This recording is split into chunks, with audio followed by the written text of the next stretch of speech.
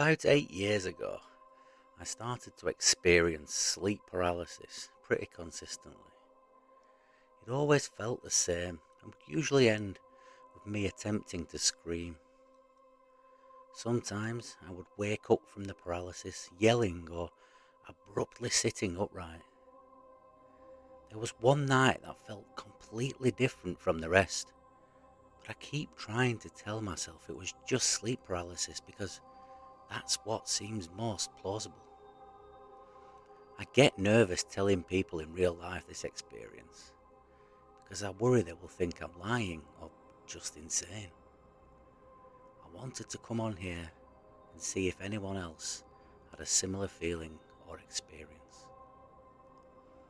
One night, I woke up from a weird dream. I recall thinking about how funny and random it was that I dreamt of my freshman year English teacher. After that thought, I reached down to my shin because it was sore. I typically had bad blood flow to my legs, so would feel numb sometimes. I was curled up in a ball under my sheets, and as I was massaging my shin, laying on my right side, I became instantly aware that someone was in my room. The hair on my neck stood up, and I thought to myself, I have to pretend I don't know they're here. It's bizarre the way I was thinking. It felt like I knew exactly what was happening, but at the same time I didn't. I kept massaging my shin while my mind was racing. Very suddenly, I felt a wave of extreme fatigue. My eyes were closing and I kept repeating in my mind, "Don't fall asleep. Don't fall asleep." I knew for some reason that if I fell asleep, something was going to happen to me. Fighting the sleep, I realized my head was slowly being turned and shoved into the my pillow. No one was physically touching me, but it was slowly turning on its own. Simultaneously, my consciousness was drifting, and once my face was encased in my pillow, I fell asleep, despite fighting it with all of my willpower. When I woke up, I was on the left side of my bed, laying flat on my back under the covers. At the foot of my bed, I saw the figure. I knew that was who was in my room earlier and put me to sleep. I was frozen in fear, staring at this being. Standing at about 4 feet tall, the creature stared at me, not moving a muscle. It looked exactly like a classic alien, the big head, big black eyes, skinny body. It was all there, watching me. Its bottom half was blocked by the edge of my bed, but it did not appear to be wearing anything. Its colour, unlike the stereotypical green alien, was a tan colour from what I could tell. It was half lit from lighting outside shining into my dark room. An exceptional terror waved over me as I thought to myself, I don't want to see what it's going to do to me. So I simply turned my head to the left and closed my eyes. My body was unable to move and I was unable to speak. I then instantly fell asleep and did not wake up until the morning. I told my family what happened and everyone agreed it must just be sleep paralysis acting up. Something inside of me didn't feel like it was sleep paralysis, only because I knew what that felt like. This was different. I was moving during the encounter. I did not feel relief when I woke up like I do from sleep paralysis. I felt terror.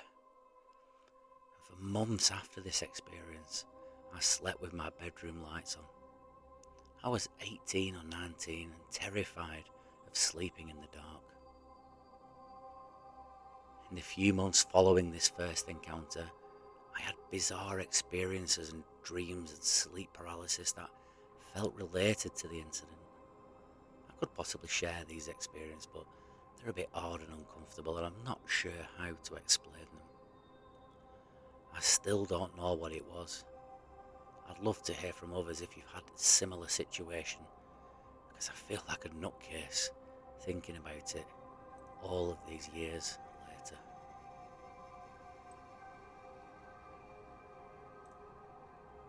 About 6 years ago, in 2020, I woke up suddenly in the middle of the night and my heart was going absolutely crazy. I was sweating, breathing hard, and for the first few seconds I honestly thought I was having some kind of medical issue because it felt so intense. I was just lying there trying to get my head straight when I noticed these strange shadows on the wall beside my bed. The closest thing that I could compare them to is when light through rain makes those watery moving shapes, except it wasn't actually raining. I kept looking at them because I couldn't work out what I was even seeing, and then they started moving even more.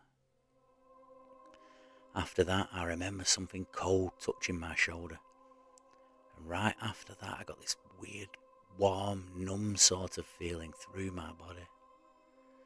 I don't remember it hurting, but that's basically the last thing I remember from that exact moment. The next thing I really remember is that I was no longer in my room.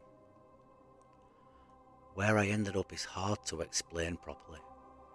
I keep calling it a planet because that's the closest word I have, but even that doesn't feel entirely right. It was definitely a place and it definitely wasn't Earth, but it didn't feel like just another normal physical location either.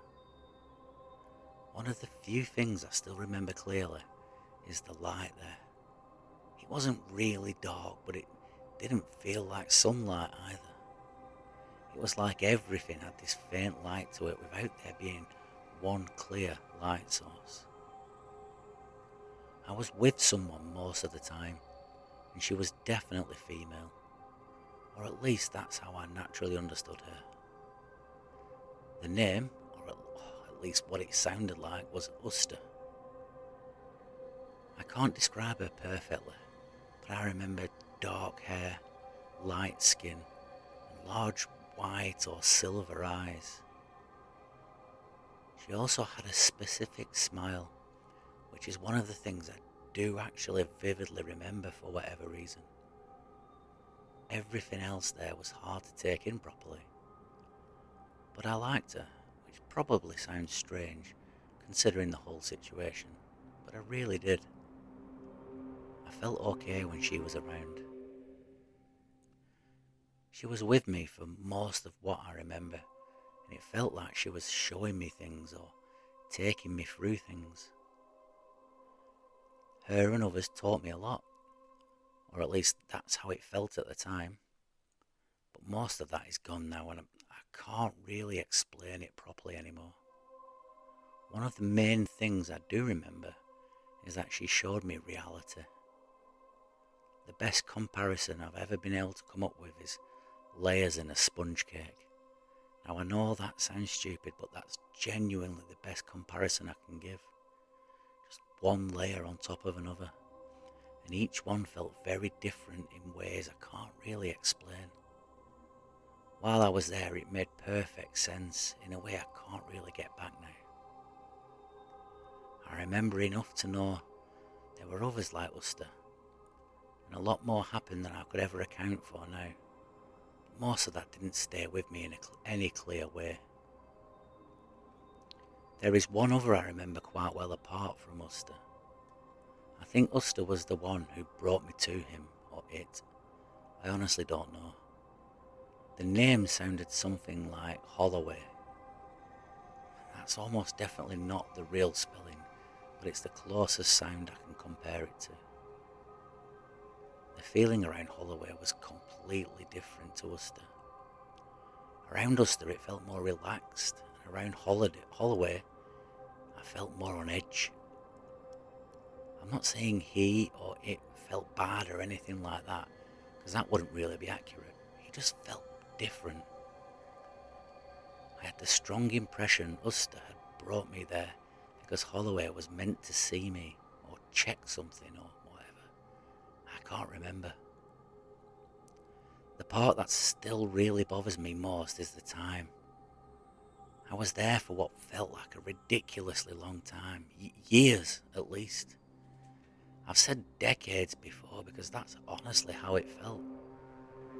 But I can't prove that in any normal sense, and most of what ever happened there is a blur outside of what I've mentioned. I just know it felt like a very long time, and I know I understood a lot more of it while I was there than what I do now. The only bits that have really stayed are Uster, Holloway, the whole layered reality thing, and the fact that wherever I was definitely wasn't Earth. The main thing that has stuck with me is that right near the end, Uster told me that we would see each other again in the future. The rest is mostly fragments I can't explain properly, and the next thing I know, I'm waking up slumped against the bedroom door on the outside that same very night. When I was a kid, there were always strange things going on in our houses. We moved quite a few times, but I remember there always seemed to be a lot of paranormal activity. My mum said things followed her, and by association, us. When I was around 8 and my sister was 10, my mum sat us down and explained to us that we were subject to alien abductions every 7 years. It was like a check-in, a cycle that we could never be free of. She backed this up by showing us marks on our bodies. She would describe the taste of putrid cinnamon following an abduction, as well as other symptoms. I suffered from sleep paralysis later in life, especially my teenage years and my early 20s. When I moved out of my mum's house, I tried to put it all behind me. But then weird stuff kept happening at what felt like an increased rate. I'd wake up in bed next to my boyfriend and see someone standing in front of my window. But when I would get up to confront them, I would wake up in the middle of the room with no one standing in front of me. I would find blood on my pillows sometimes, and most nights when falling asleep, my entire body would vibrate uncontrollably, and it was always a signal for sleep paralysis, during which I would see figures in my room. First it was a pale man with black hair and black eyes that would stand at the end of my bed. It was almost taunting me. Eventually I brushed it off as normal, until I saw a portrait of that same character in a book by Graham Hancock, where he describes his encounters with the supernatural. Then it was a pure black figure with yellow eyes. Then it was 2 men, small and dismissive. Eventually I got married and had kids. And I had one last bout of this when my oldest daughter was around 6 months old. I became so angry about it that I broke out of my sleep paralysis and audibly reprimanded whatever the cause of it was. This was no longer going to happen. And it hasn't happened since. That was 8 years ago. What was I dealing with? An alien abduction? Psychological issues?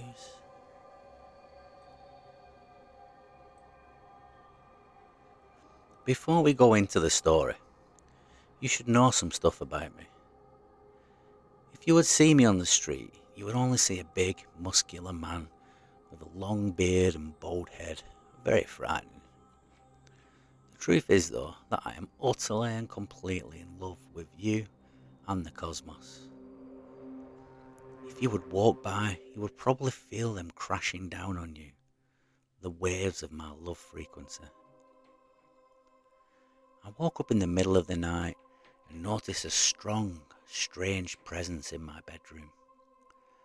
I felt something standing right in front of the bed, just staring at me. Of course, my body went into primal mode, and for a few seconds I was shocked and paralysed with fear. Sensing what was going on though, and having learned how to deal with fear, I closed my eyes again and started to regulate my breathing. Next thing I noticed was a very peculiar humming noise coming from somewhere. It felt and sounded like something big vibrating. Then instinctively I sat up, got into my meditation pose to tune myself into whatever was going on around me and say hi. All the while, the presence is just standing there, letting me acclimate to the situation.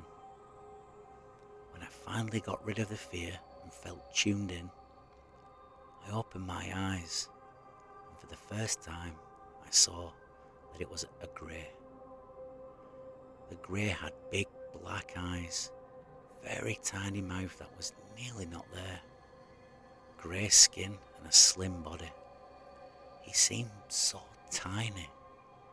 I just stood in awe, overwhelmed by love, and then stretched my arms towards them, like you would when convincing a little child to come into your arms. I could not help it. The grey actually took the bait and jumped into my hands. As I am writing this, I cannot stop laughing. I don't know why this is funny to me. I could feel the grey in my hands. I felt their skin. They were so light and fragile, like a little plush toy.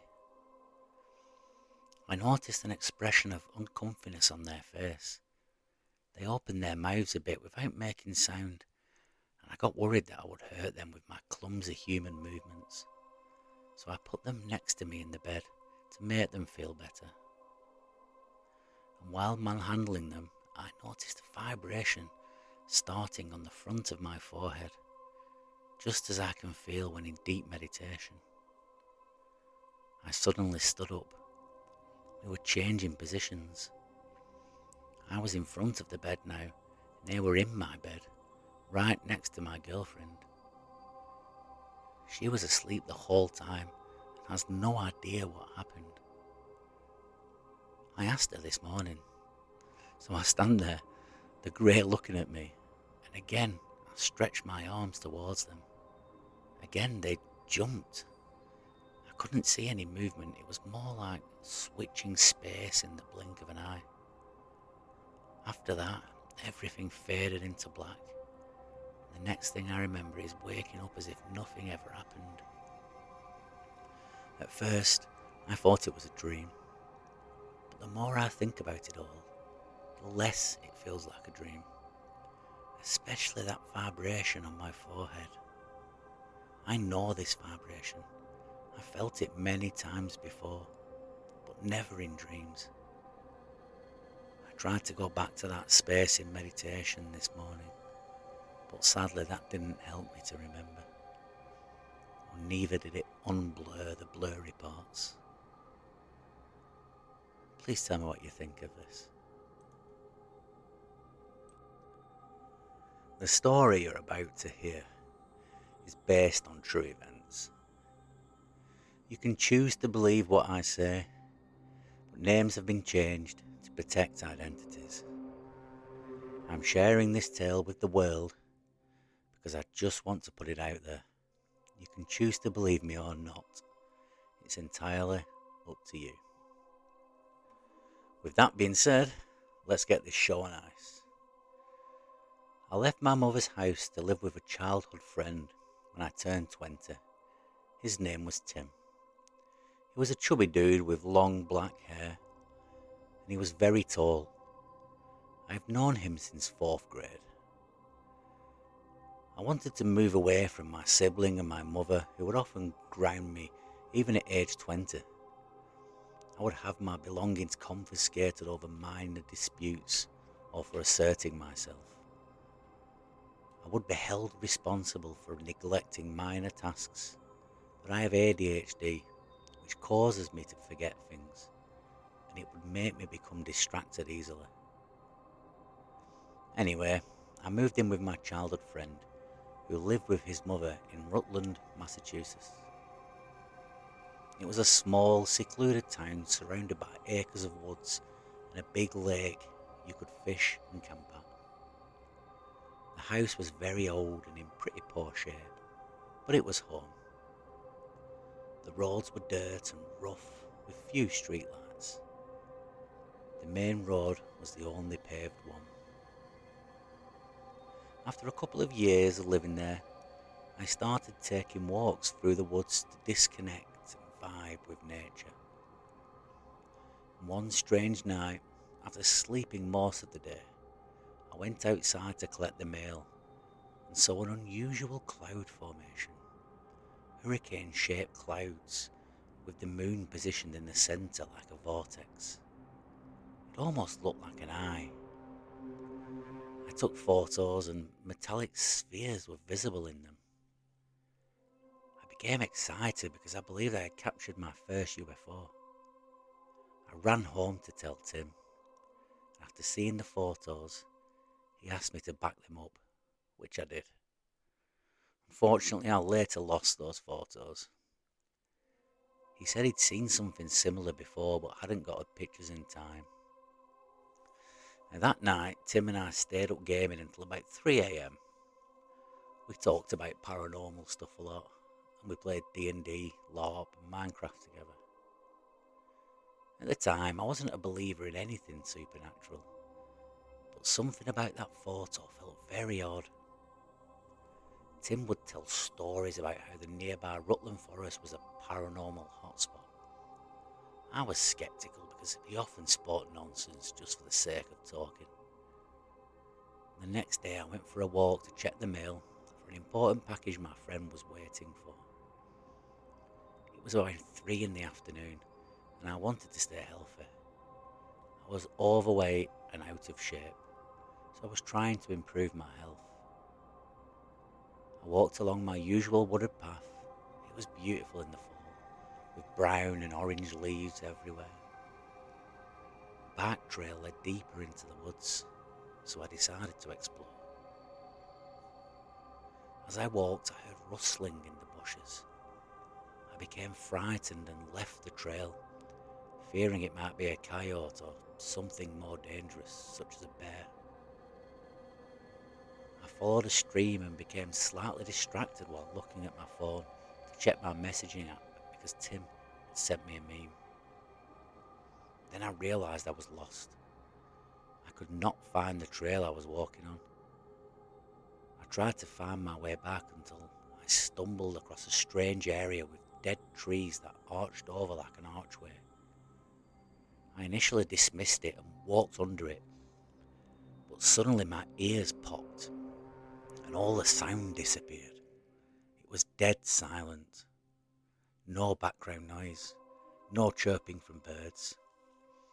The eerie silence frightened me, causing me to panic and curse loudly. I looked at my phone, which had no reception. It was one of those old, rubbish white Android phones. It was an HTC. I usually listen to music using that phone while I'm walking. Therefore, I paused my music and removed my headphones due to the unsettling sensation that I was experiencing. It was so quiet I could hear my heartbeat. I felt a bit heavier and I felt off, like something was watching me. There was an odd green fog on the ground, like a chemical spill gone wrong. It smelled like perticor, that smell you get when it's about to rain. It appeared as a light green mist, and my hair stood up like someone rubbed a balloon on it. The air felt buzzed with energy. It felt like TV static. I kept seeing a bright light flashing from the centre of the swirling green fog, which was moving in a vortex-like manner. When I closed my eyes, a white flash of light startled me and caused me to run. I began screaming and realised that something was very wrong. I was getting deeper into the woods, could not find the bike trail and I was in a panic. I sat down and the bird chirps returned, but it was getting dark, which was odd since it was only 3:34 in the afternoon. I ran for what I estimated to be about a mile until I stumbled across a giant canyon that hadn't been there before. I almost fell into it, but I managed to stop in the nick of time. I could see miles of woods that resembled a giant forest, almost like a rainforest.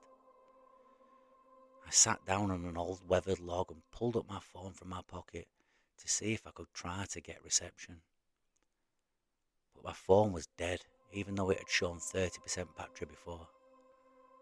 As I sat there, contemplating my next move, I realised I had never been lost before.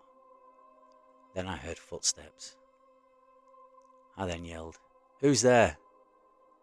And out of the bushes came an 8-foot-tall creature. I nearly fell off the log. I scrambled and threw my phone and covered my face with my hands upon seeing her. She was a tall woman with a fox-like face, small bunny-like ears, a long tail with a fluffy tip, and long black human-like hair. She wore tribal clothing. She had red tribal marks on the side of her face. She had a short snout with a big black nose, like that of a dog.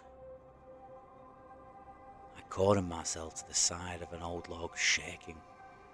I felt an overwhelming urge to escape, and then she gently reached out her hand. When she spoke, it sounded like broken English. She said, "I won't hurt you. Are you lost?" She was staring at me as if she could see into my soul with her vivid green eyes. And she reassured me, saying, "Vol, I won't hurt you. Are you lost?" It felt like her voice was inside my head as she stared. I felt an overwhelming sense of safety. It's difficult to explain.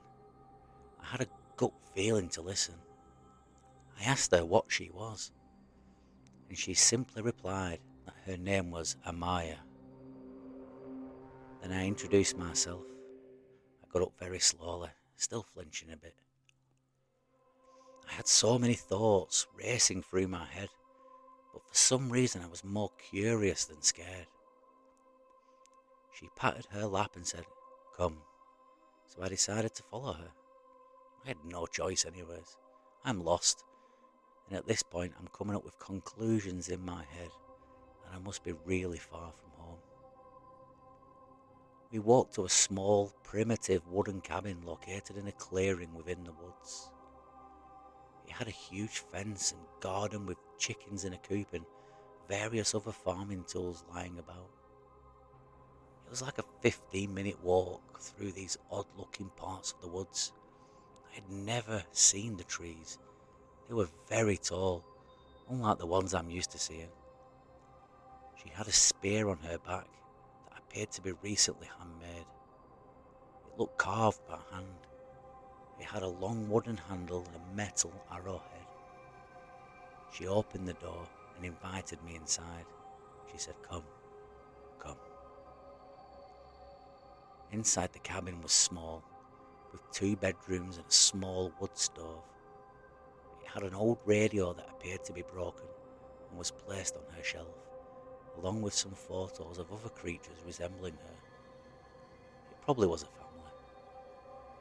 I sat on the floor to take a rest, and then she sat in front of me and asked why I was trespassing. I explained that I had gone for a walk and gotten lost. Her eyes were bright bluish green with slitted pupils like a fox's. She stared at me for a good minute, and I stared back. My eyes darted down, and I noticed she was barely wearing clothes. She gave me a warm smile, then I broke the silence. I asked her how she managed to live in the woods without anyone finding her. She then did a cute head tilt and asked what kind of clothes I was wearing. She grabbed the lip of my shirt and examined it as if fascinated. I flinched and she reassured me, saying, "Shh, I won't hurt you," before gently touching my head. "Amaya is my name," she said, gently scratching the side of my face with her claws in a way that felt almost loving. It felt good and comforting. I didn't even flinch this time. I accepted her comforting presence for a minute, and when I looked around, I saw a map hanging on her kitchen wall near the stove. I asked, "Is that a map?" She showed me it. It didn't look like Earth. It almost looked like the US, but parts were flooded and the land was unrecognisable. I had many questions about it. When I told her I was from Massachusetts, her eyes widened. She explained that the woods were believed to have guardian spirits, which sometimes take people to distant places. But this occurrence is very rare. It was a legend her dad used to tell her while teaching her to fish. She called the woods the Ra-Thurakai. She kept looking at me while her tail was wagging slowly back and forth. I scratched my head and I had a gut feeling. I was very, very far from home, and I stayed quiet while looking at her. She sighed and got up, and she rolled out a mat and gave me a small handmade blanket. "Rest now," she said. "I'll help you find your people at sunrise."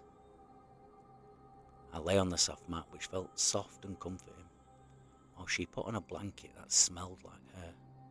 It's difficult to describe that scent. The blanket was heavy. Despite me being comfortable, I couldn't sleep. I kept tossing and turning. I kept overthinking everything. I got up and tried to find an outlet to see if I could charge my phone, but the ones I saw looked very strange, unlike anything I had encountered before. I went back inside and sat down on the mat with the blanket wrapped around me. Then she sat up and said, "Go to sleep," to which I replied, "I can't." She then grabbed my hand and pulled me to her bed and patted it. She said, "Sleep." So I climbed into bed and she joined me, wrapping her arms around me, which helped me sleep very well afterward.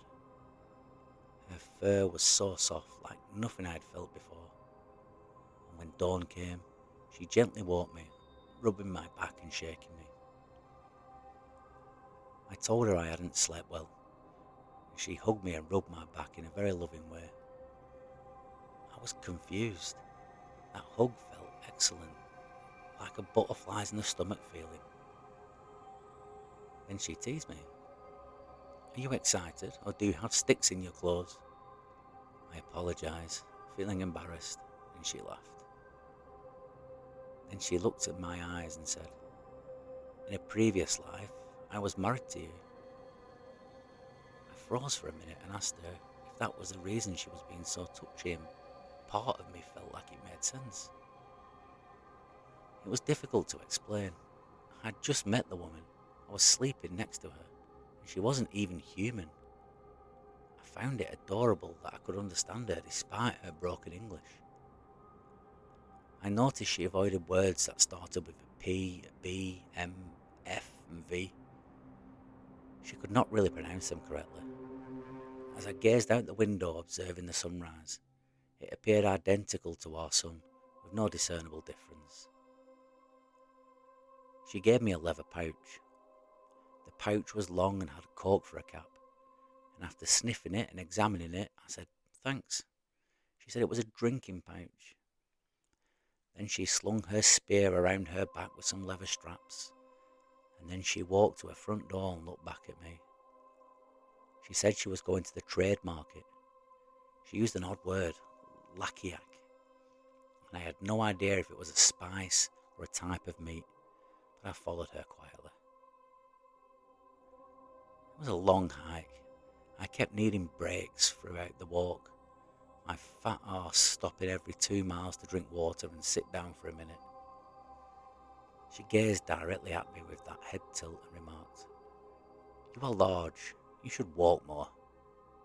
After what felt like 6 hours of walking, we came upon a tall city I'd never seen. The city featured skyscrapers, each adorned with plants and greenery on the roofs. She said city, and we walked towards a field filled with people who looked like her, while others looked like me. Some of the people dressed like Native Americans, some like Amish. There were stands selling familiar fruits and others I didn't recognise. She held my wrist tightly, clinging to me so she wouldn't lose. She traded what appeared to be cucumbers for a root vegetable and a fish. An Amish woman gawked at my claws and grabbed my shirt, asking the price. Amaya said, "No, Alikia." The Amish woman replied, "Okay, fine," and made an odd hand gesture. For a moment, I wondered if I'd been transported to another planet or another time. Amaya and I walked back. I was exhausted. When we got back to the cabin, she stroked my chin and said, "You will be together with Amaya." I stared at her for a second and kissed her lips. It felt like my whole world went silent that moment. Her wet nose pressed against my face in a loving way. I said, "I understand." And she smiled and took off her clothes. I'm going to spare the details, but we basically had to dance, if you get my drift, on her wooden floor. I didn't know what got into me when I went all in. Afterwards, I was cuddling with her and I thought to myself, damn, did I just lose my virginity to someone who is not human? She pulled me on top of her and it felt right for some reason, despite her not being human. I felt like I was falling in love, and I started to believe her, especially after she said that we were married in a past life. My whole worldview changed. Now I believed the paranormal, but sadly I could never share it with anyone because nobody would believe me. She was proof that we are not alone in the universe. I knew if I made it back, nobody would believe me. Memory was very fuzzy, but I remember being there for a whole month. It's hard for me mentally to remember stuff that happened over a decade ago. I got married to her through a strange ritual on the beach. Also remember getting very sick and getting over this horrible fever. After a while, some members of her species who appeared more advanced came knocking on our cabin door. They began examining me with odd-shaped tools that buzzed like some odd vibration sound. And I remember Amaya's father telling me that I had to be sent back home for a while. The suits were organic looking and a whitish grey. They looked very strange and their helmets were some sort of metal that hid their faces. My memories became unclear, but I recall Amaya and me crying our eyes out. I never cried harder in my life than I ever have. I would rather not leave her. I remember throwing a hissy fit. They kept explaining to me that I wouldn't understand its complexity, but I refused to listen. I remember the last thing she said was, "I'll come back for you, don't worry." And I can't remember the rest. I remember shouting, "I love you" to her while I was being pulled away. I faintly remember climbing out of the woods and finding myself back in my own familiar old woods. I remember falling to the floor, crying my eyes out and having a fit. I came home so confused, achy and feeling numb.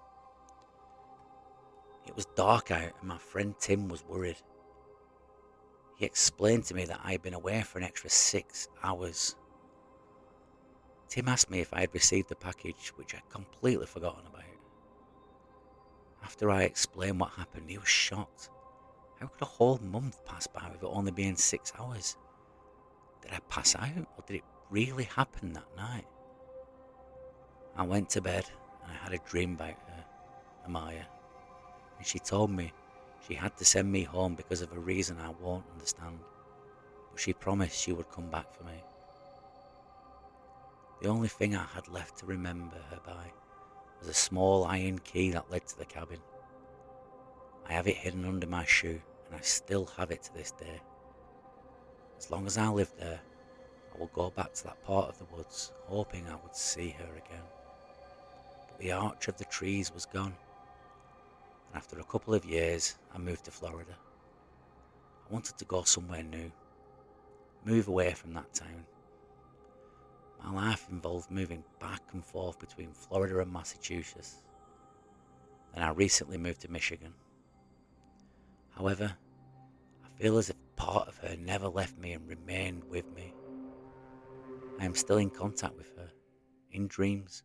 She checks on me. For 10 years, she's always had dreams. I'm always having dreams about her. At 5, I encountered, spoke to, and physically touched the Sandown Clown. My experience was the subject of a listener episode of the Cryptonauts podcast, but I will do my best to give the cliff notes of my experience. At the time of this event, I was 4 or 5 years old, and the sun was beginning to descend, so late afternoon at best. My memory of what happened sticks out because it would shape the things I would draw as I grew older. I was sitting on a large boulder in my grandparents' backyard. It had been dug out some time before me to make way for a large decorative fish pond that by my time was rarely used except to entertain me. My grandfather had just gone inside, and I knew enough to not go swimming in the gross water.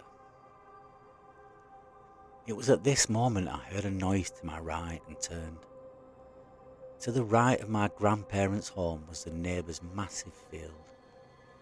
I can't remember what crop they grew, but the tall grass at the time probably means it hadn't been used in a while. Standing in the grass was a figure with a scarecrow pose, arms out, straight body. His hat was cone-shaped, his face features wooden. He had a jack-o'-lantern face with an empty nose hole, but he still looked alive. But when he talked, his mouth didn't move. I could hear him in my head, like telepathy. He gave off major clown vibes, which I was comfortable with as both parents did charity events as clowns. I would say he was roughly 6 to 7 feet tall, with wide shoulders. He wore scarecrow clothes with patches of bright colours over pale brown and black. But what he said to me was what your podcast re-sparked in my memory and left me with the distinct knowledge that not only was I not the only one anymore to have seen him, but that a vivid experience could have been something more sinister. He waved a wooden hand and I heard a voice say, "Hello, Sam. We are all colours." I remember distinctly that he asked it as a question and I responded with, "My name is Luke, not Sam." I wasn't scared, I felt calm and relaxed until the end of the encounter. He pointed at himself and did a short bow, then reached out into the field next to him and opened the door. The door had not been there before and was not attached to anything. I could see inside the gap of the door and the room inside was green with wooden chairs. He motioned for me to come with him.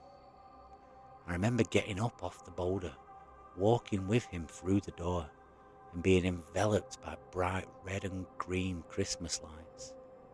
They were as bright as the sun, and I had to close my eyes to keep from going blind, or so I thought. I woke up laying on my grandparents' couch. It was dark outside, and my parents rushed in when I called out to them. They had found me half an hour before, asleep in the middle of the field, having called for me and not hearing me answer when things got dark. It was last year when I first started hearing about Sam the Sandown Clown encounter, and AI remarked how similar it was to my own encounter. I honestly believe they were either the same or slightly different entity as my own encounter. As it's been months since my encounter appeared on the podcast, I've been able to deal better with the newer information connected to my experience. Sam didn't try any tricks with me, like with the children from the Isle of Man. Sam's voice wasn't vocal, if that makes sense. It was like an echo hitting off something and hearing that inside my head rather than through my ears. Thinking it over, I believe the full sentence was, "Hello, Sam. We are all colours. Skip the starlight." The inside of the green room has come up again in my mind.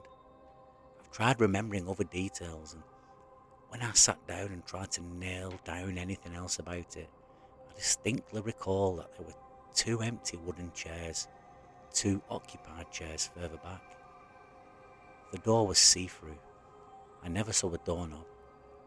I couldn't make out details about the other people sitting in the chairs, but they had the same outline as, well, Sam. The hat, the head shape, long arms and legs. Details are just a void, like when someone's face gets blurred to protect their identity. I thought I would share my experience here, finally, as I feel much better about it than initially. So, an update. I have undergone hypnotic regression to relive the experience. I have spoken to the guys at the Cryptid Cocktail Party podcast about these sessions to save space here.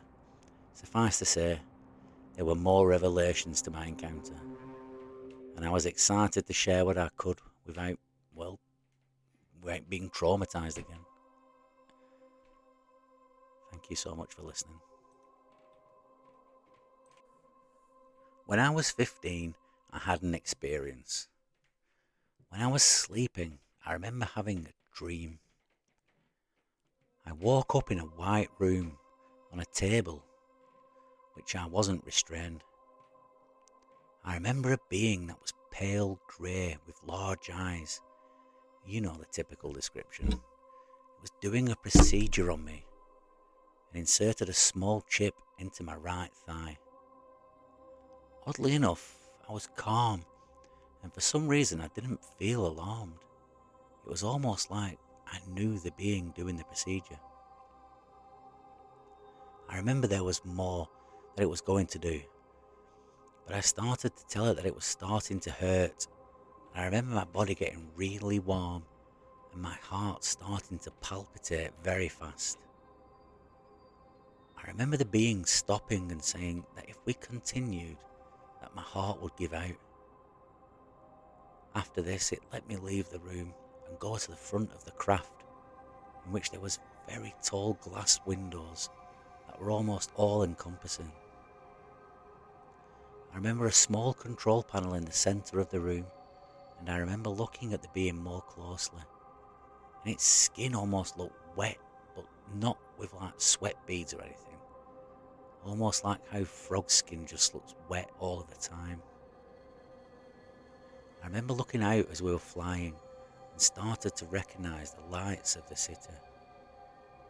I told it that it was very cool seeing all this from the sky, and then I recognised my house. I don't exactly know how I got back into my bed, but it was almost like I phased through the roof and walls of my house. And then I ended up waking up later on. The most vivid part of this was when I was looking through the front of the craft at the city. It was almost like I was on a Ferris wheel. I thought it was all a dream until I looked into the same exact spot. I got something into my leg and there was a scratch. I tried to tell myself that maybe I did it in my sleep and maybe it wasn't real, but it stuck with me all these years. I have been afraid to tell people, and truthfully I've always been wondering why me and what that chip did. I wonder if it's really inside my leg or if I just imagined it all.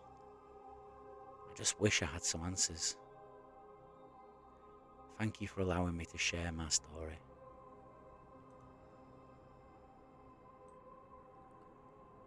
This case comes from Ans Srivastava. It involves 4 witnesses, 3 hunters, John, Andrew and Lewis. These are pseudonyms, as well as Andrew's 12-year-old son. They were out in the wilderness of the foothills of the Kamai Ranges, located near the Bay of Plenty on the North Island of New Zealand. They had spent the night hunting, and at around 3 o'clock were returning from remote scrubland to their car, about 3.5 kilometres away. It was a windy and rainy night. John was the first to notice a strange orange light in the distance, like 4 or 5 kilometres away. They thought it might be another hunter, so they turned on their flashlights and sat down. To their surprise, the light hovered, zigzagged violently, swung in a pendulum motion, stopped suddenly and performed right-angle turns. It clearly wasn't a hunter. So they excitedly discussed other possible theories, such as light from farming equipment or a motorcycle. But the quick and unusual motions of the light didn't fit these theories. Looking at it through the rifle scope, Andrew said it looked like a triangular object with 2 lights on it. They watched it for 20 minutes, becoming increasingly puzzled by it, and then became alarmed when the light suddenly zoomed quickly down the hill where it was manoeuvring and moved slowly across the valley directly towards them. At this moment, the environment around them seemed to darken. The rain and wind suddenly stopped. All the creatures in the wilderness around them became totally silent. John says, "We thought, oh, time to leave, boys." We didn't stick around. We started moving, rushing down the hill. I couldn't see and was falling over. They headed straight for their car, whomping through the bush until they reached the road. They could now see the light moving at ground level several hundred yards away. It was now much brighter and larger, and all the witnesses had the impression that it was a massive vehicle of some kind, and that it was looking for something.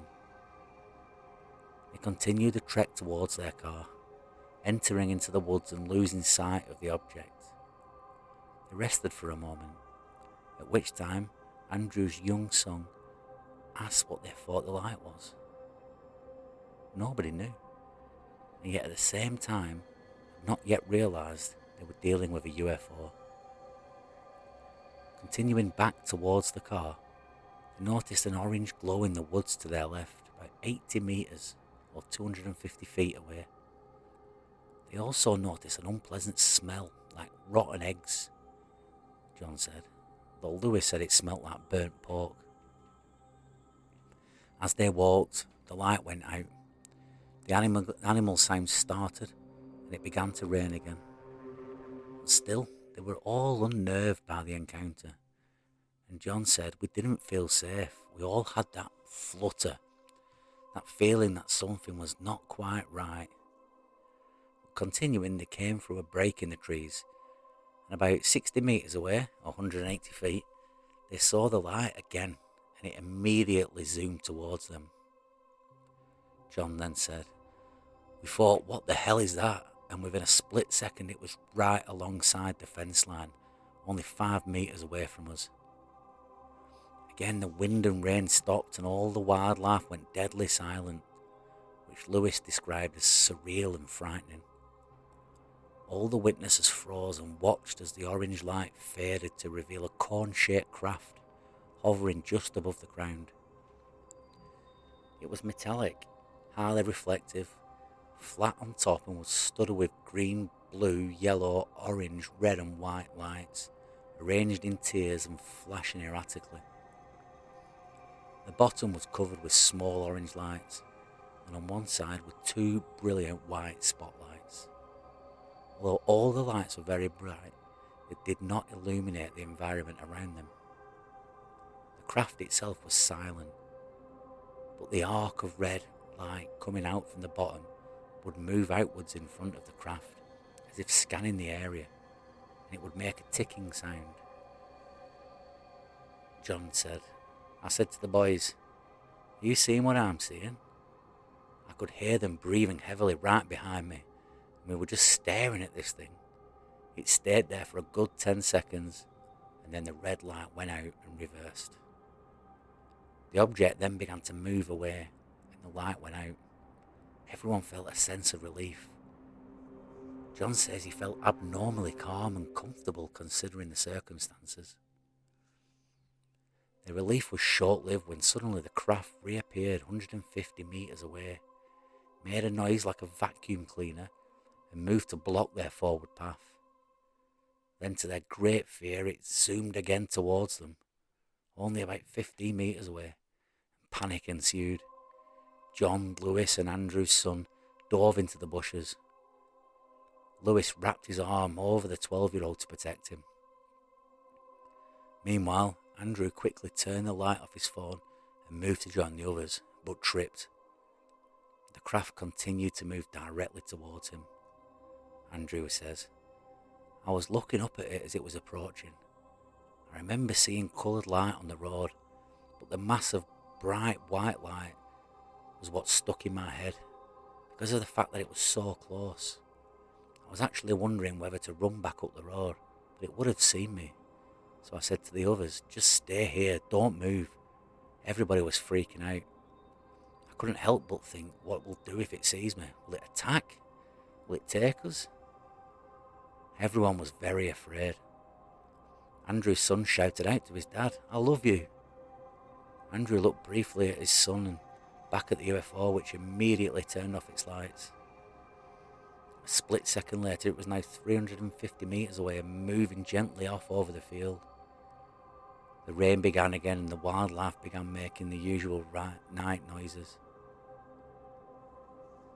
The group was now just 250 meters from the car, or 750 feet. They decided to make a run for it, and as they did, they all became aware of the same foul odour where the ship had hovered. Andrew's son was crying. Andrew and his son were in the lead, while John and Lewis took up the rear. This is when John saw a bright football-shaped glow off to the left. It was moving down and stopped about 1.5 meters above the ground. Andrew would say, we all stopped to look at it. Everyone was saying, look, look. My son was pulling me, crying and saying, Dad, let's go. So I took him off down the road. I left the other two boys standing there. The light began to waver and come closer. John shone his powerful flashlight at the light and was shocked to see that the light was actually the illuminated head of a tall humanoid. It had pale greyish-white skin with mottled greys and pinks. Only the top half was visible, as the rest was hidden by bushes. The being continued to approach, swaying back and forth in what looked like an attempt to shield itself from the light. John moved forward to get a better look, but Lewis grabbed him and pulled him back. And the two men quickly hurried after Andrew and his son. John continued to look back at the humanoid, which was still there. But as they reached their car, it disappeared. They quickly jumped inside the car, talking excitedly and comparing notes about what they saw. After a few moments of recovering from the shock and the encounter, Andrew started the car and drove off. All of them felt traumatized, alternately trying to explain away what happened, while at the same time going over all the details.